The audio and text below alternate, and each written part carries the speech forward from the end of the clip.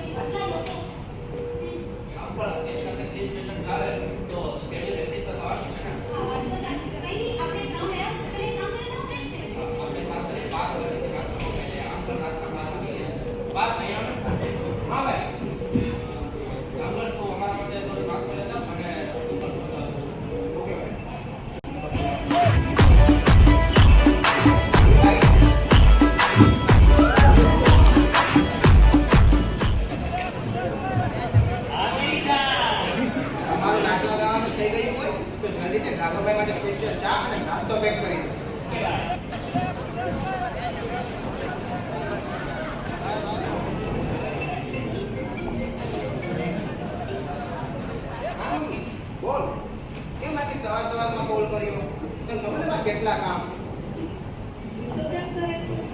એવું કામ છે તારે? શું કરે છે? લીલીના કામથી નામ લો છો.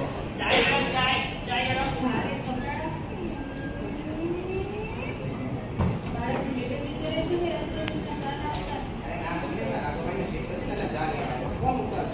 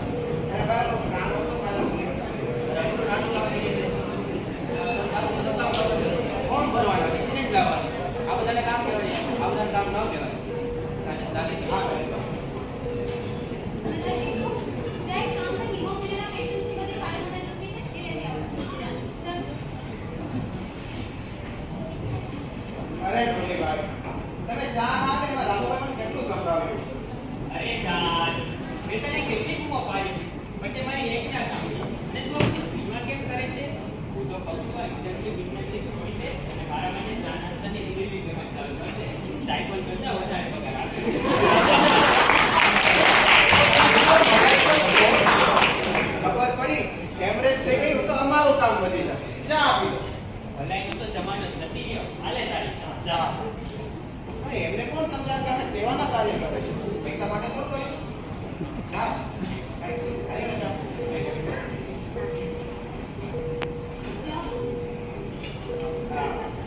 પેશન્ટ વધારે હોસ્પિટલમાં લોડ આવ્યો અને એક્સ્ટ્રા સીટ પર થવાની એક કામ કરીને મને કોલ કરીને જાણ કરી દે સારું રહેશે.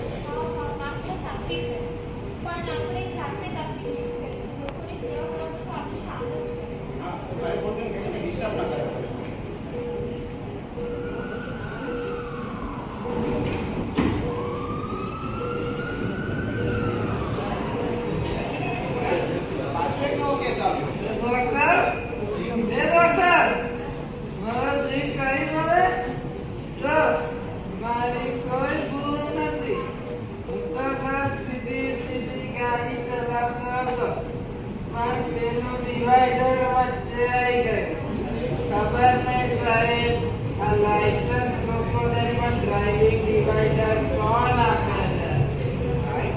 શાંતિથી વાત કરો અને બીજા પેશન્ટ બી હોય તેમને ડિસ્ટર્બ થાય.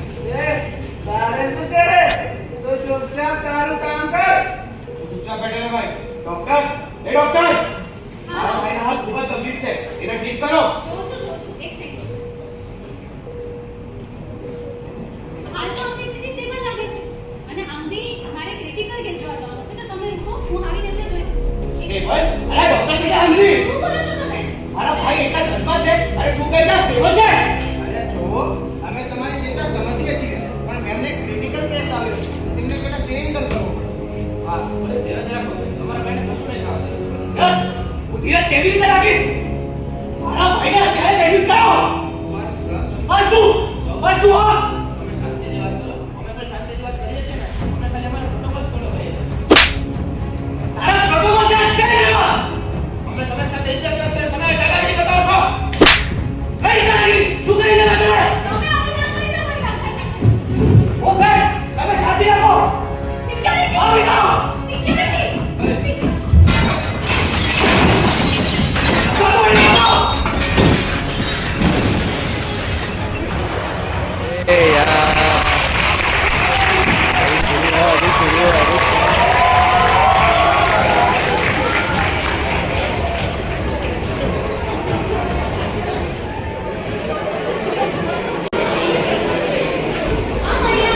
આ ઓફિસમાં હિંસાનો ત્રીજો કેસ છે. હવે આપણાથી જલ્દી સહન ન કરી શકીએ. આપણે સ્ટ્રાઇક કરવી પડશે અને રાશિદ જેવા લોકોને એમની ઓકાત બતાવવી જ પડશે. આપણે જો સ્ટ્રાઇક કરીશું તો આ નિર્દોષ પેશન્ટોનો શું? તેમનો શું વાંક? તો કોને કીધું કે આખી હોસ્પિટલ બંધ રહેશે? બિલકુલ નહીં, કદી નહીં. આખી હોસ્પિટલ બંધ નહીં જ છે. ખાલી નોન ઇમરજન્સી સર્વિસીસ જ બંધ રહેશે અને ઇમરજન્સી સર્વિસીસ હાફ છતાં પોતાનું કામ કરતું રહેશે. અને દર્શિત જા અને બધા ઇન્ટર્ન અને રેસિડેન્ટને આ વાતની જાણ કરી.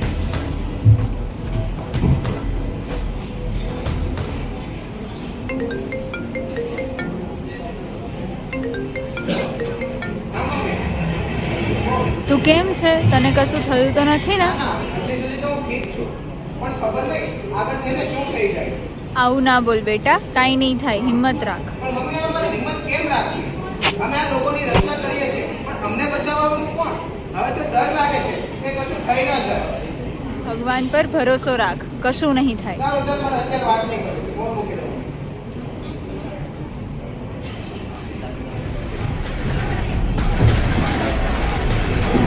नहीं चलेगी, नहीं चलेगी। दादागिरी नहीं चलेगी। नहीं चलेगी, नहीं चलेगी। दादागिरी नहीं चलेगी। कौन? जागे। कौन? जागे। समाज हमारा सोया है। समाज हमारा सोया है। समाज हमारा सोया है।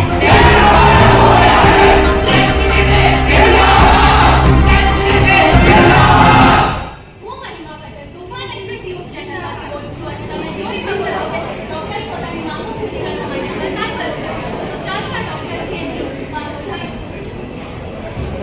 તો તમે અમારી દર્શકોને કે તારીખ હેઠળ થઈ એમાં પેશન્ટ કેવી હાલતમાં હોસ્પિટલમાં દાખલ થયો હતો. કાલે રાત્રે 12 ઇમરજન્સી વોર્ડમાં એક કેસ આવ્યો.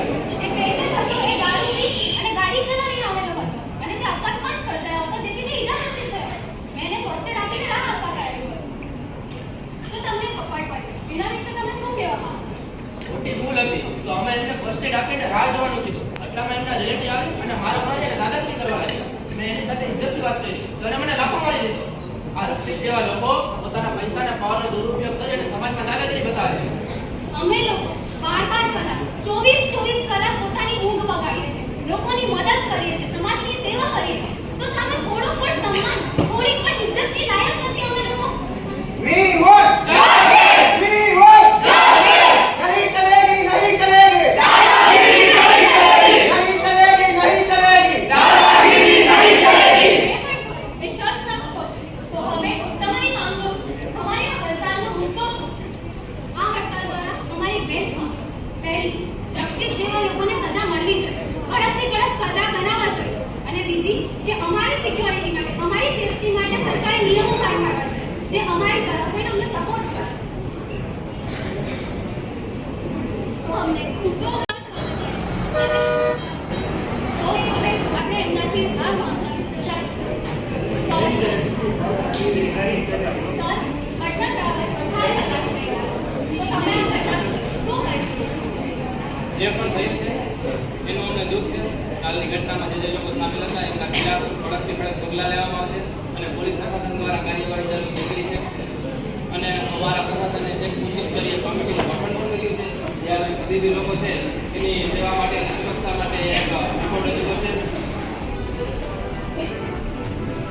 એક નાના વિરામ બાદ આપણે ફરી જોડા કશે નહીં જતા જોતા રહેજો તુફાન એક્સપ્રેસ ન્યૂઝ ચેનલ. તમને લોકોને કંઈ તકલીફ હોય તો અમને કહો, અમે તમારી સેવામાં બેઠા છીએ. તમે બેઠા છો દેશનો પ્રોબ્લેમ છે. તમે રક્ષિત જેવા લોકોના હડતાલ આપો છો. બેટા આજે તો નાનો છે તો આ બધામાં ના પડો અને રિહાત હું આ સ્ટ્રાઇક પાછી લઈ લે નહીં તો કાલે જે રાઘવ વગર થયું ને એનાથી પણ ખરાબ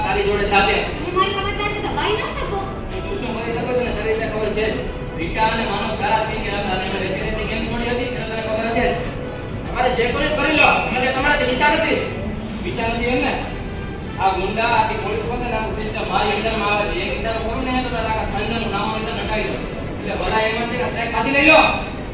અમે લોકો સ્ટ્રાઇક કરીશું. નહીં ચલેગી, નહીં ચલેગી. દાદાગીરી નહીં ચલેગી. નહીં ચલેગી, નહીં ચલેગી. દાદાગીરી નહીં ચલેગી. કોઈ પ્રશ્ન બને તો ડોક્ટર પાસે કામ પર લાગી ગયો.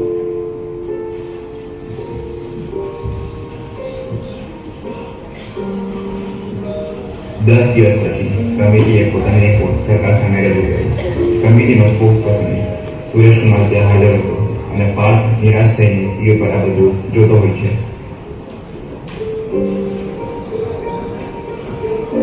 દસ કે કેટલું છે? એમના સ્કેલમાં તો રાઘવભાઈને આપણી સામે માર્યો અને તેમને રાત સુધી ન્યાય નથી મળ્યો. આજે રાઘવભાઈ જોડે થયું. કાલે ભાષા જોડે આવું થશે.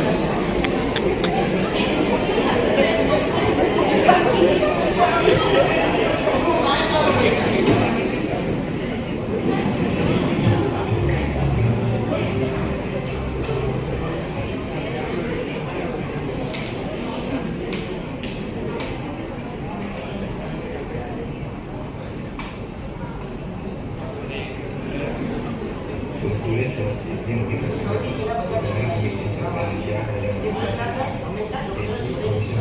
શું ડોક્ટરો જોડે છે?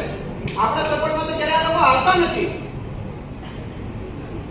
અમારી કમિટી બહુ વિચારી મુશ્કેલી નિર્ણય લેવો છે કે કોઈ પણ કાયદાની જરૂર નથી. બસ પેશન્ટ અને ડોક્ટર વચ્ચે વધતા વિશ્વાસને ઓછો કરવાની જરૂર છે. જો અમે આ મામલાની હકીકત કરી છે એટલે પાઈ કે આ મામલાની કોઈ પણ બુનિયાદ નથી. આ બસ એક પેશન્ટ અને ડોક્ટર વચ્ચે મિસઅન્ડરસ્ટેન્ડિંગના કેસ છે.